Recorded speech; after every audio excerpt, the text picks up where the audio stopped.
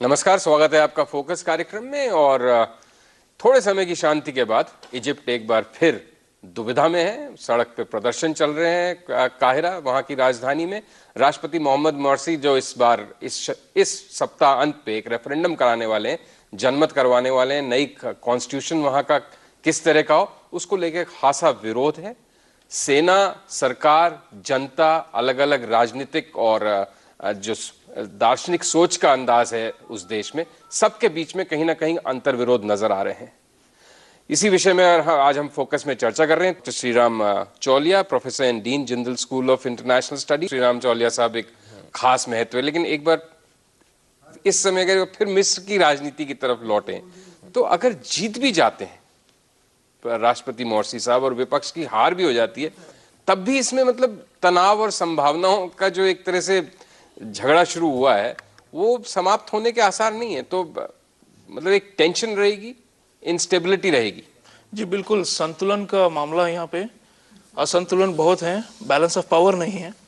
तो इसकी वजह से जितनी इंस्टीट्यूशंस हैं ऑफ द स्टेट, उनके दरमियान ये खींचातानी हो रही है। देखना पड़ेगा कि किसका दारोमदार ऊपर होगा, क्योंकि रेफरेंडम जहाँ तक मेरे समझ में आई है, ये वोट जो होने वाला है ये जरूर पास होगी।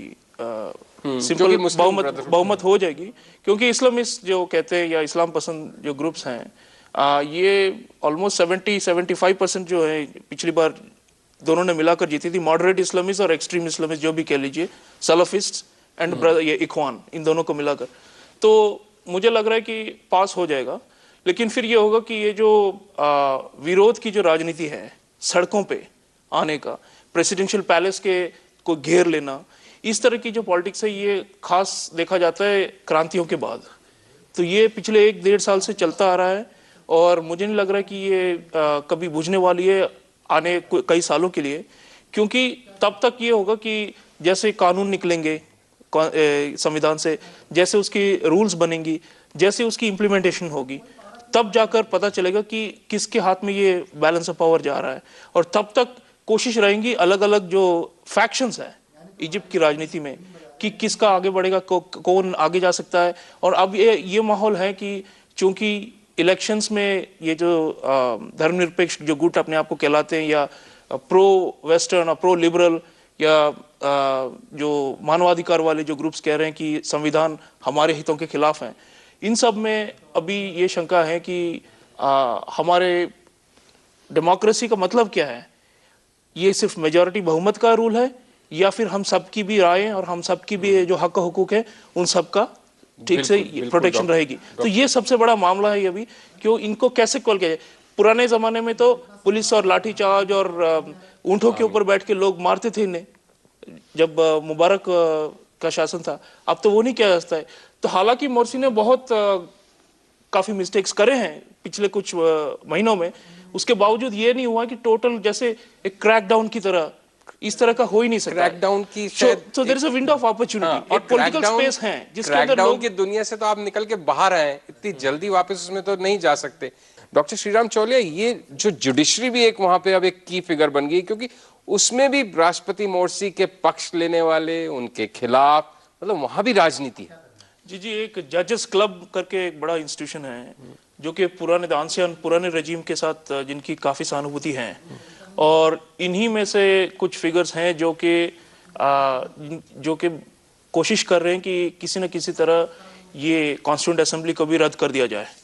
और एक तरफ से देखा जाए इखवान मुस्लिम ब्रदरहुड के पर्सपेक्टिव से, तो ये सबसे बड़े दुश्मन हैं जो कि क्रांति को आगे बढ़ने नहीं दे रहे हैं, जो काउंटर रिवोल्यूशनरी फोर्सेस जो कहते हैं ये। तो इसकी वजह से, और पहले इन्हें डीप स्टेट भी कहा जाता था। डीप स्टेट मतलब जो सरकार है उसके अंदर गहरी है, क्योंकि पूरे समाज में फैल चुका है, सारे इंस्टीट्यूशंस में फैल चुका है, इंक्लूडिंग जुडिशरी, वो मुबारक के जमाने की मुस्लिम ब्रदरहुड को। जी, तो अब ये सामना है कि जजेस क्लब एक तरफ हैं, लेकिन कुछ ऐसे जजेस भी हैं जो कि ज्यादा रीजनेबल हैं, जो कि इस क्लब के मेंबर्स नहीं हैं और जो कि प्रोविंसेस में हैं, और जो कह रहे हैं कि अगर रेफरेंडम सही तरीके से किया जाए तो हम तो ओवरसी करने के लिए भी तैयार हैं, हम उसे जज करने के लिए तैयार हैं। तो इनके अंदर भी जैसे आप कह सकते हैं फैक्शनिज्म है, और ये लेफ्ट राइट इस्लामिस्ट सेक्युलरिस्ट जितने भी लेबल्स हैं हम इस्तेमाल करते हैं सियासत में, ये सारी अभी फैली हुई है और बंटी हुई है, पॉपुलेशन भी बंटी हुई है। जैसे एम्बेसडर कह रहे थे, आप गांव देहात में जाएं तो ब्रदरहुड की ज़्यादा सपोर्ट है, बल्कि शहरों में जो जहाँ पे जो आंदोलन चला रहे हैं अलग हैं। तो एक मिडिल क्लास है जिसमें जो दर्जे होते हैं समाज के, उनमें भी फूट और डिवीजन है। तो ये पूरा एक तरह से कैसे एक सोशियोलॉजिकल बैटल ग्राउंड बन गया है, और जिसमें से निकलने के लिए, जैसे मैं पहले कह रहा था, कि एक बैलेंस की जरूरत पड़ेगी, और वो इक्विलिब्रियम जो स्टेटस है उस हासिल करने के लिए कई साल लग जाएंगे। लेकिन फिलहाल ये जरूरी है कि एक तरह की एक यूनिटी बनाए, वरना बाहर के जो मुल्क हैं, आसपास के जो रीजन्स है, उस पर भी बहुत बड़ा असर पड़ सकता है। पड़ेगा।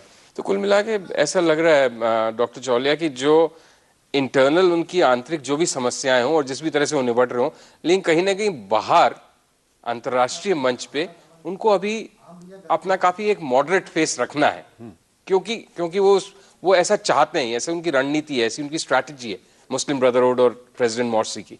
जी बिल्कुल, आई मीन डेमोक्रेसी का मतलब ही होता है कि कई पक्ष होंगे लेकिन सबको सुना जाएगा, सबको थोड़ा बहुत मिलेगा।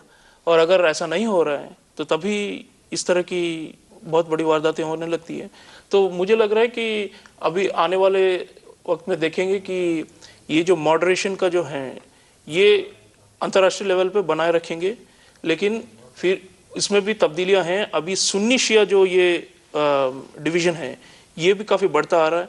और जो एम्बेसडर कह रहे थे कि जैसे ब्रदरहुड एक इस्लामिस्ट पॉलिटिकल इस्लाम का एक जैसे अभी लीडर बन गया है दोबारा पूरे इलाके में, वो सुन्नी इस्लाम का ही है। तो कि बल्कि जब शिया इस्लाम जो ईरान का है उनका अलग है, क्योंकि सीरिया का मामले में ब्रदरहुड ने असद के खिलाफ कदम लिया है, हालांकि ईरान असद को सपोर्ट कर रहा है। तो ये भी एक डीपनिंग डिवीजन होगा कि इसका जो एक स्पिल ओवर इफेक्ट होगा कि एक तो मॉडरेट है इन द सेंस इजराइल के साथ जो समझौते थे वो कट ऑफ नहीं है, अभी भी उनको ऑनर किया जा रहा है, लेकिन एक दूसरी तरफ से एक एक्सट्रीमिज्म पैदा होगी जिससे मुझे लग रहा है कि रिपल इफेक्ट होगी कि अगर एक सुन्नी पॉलिटिकल इस्लाम होगी तो उसका क्या जवाब देगा ईरान।